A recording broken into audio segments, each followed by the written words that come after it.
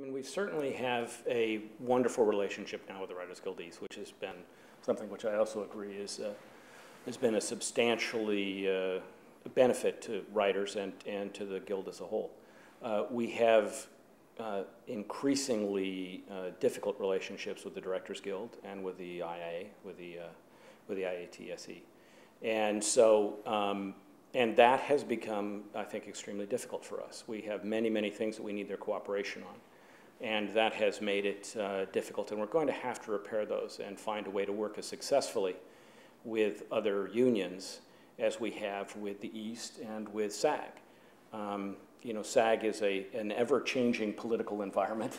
You never know exactly what's going on over there. And so while it's great that we have been able to work with them, you know, who's going to be in there next week or next month, you never know. Well, I think the DGA specifically is a union that has always believed in slow incremental gain in their contracts. They set, you know, relatively reasonable goals. That doesn't mean that the companies agree that those goals are reasonable, and have pursued them over decades in believing that they're headed in a certain direction. And they feel that they get leverage by making their deals early and by being accommodating, and that in exchange for that accommodation, they get small, you know, increases in things that over time accumulate into substantial increases for their members. We have always believed that we are better served by negotiating much more closely to our, much more closer to our contract expiration date.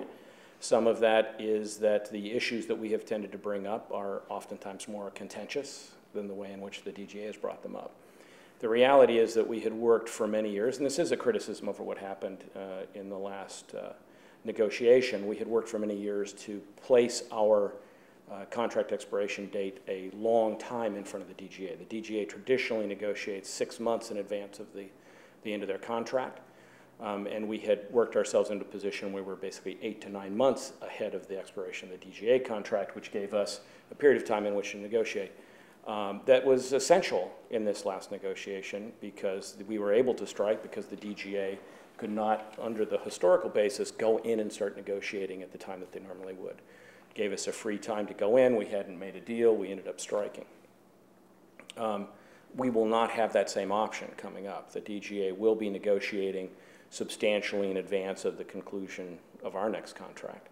And that means that we're going to have to work with them closely. They know that we are not simply going to accept whatever it is they do.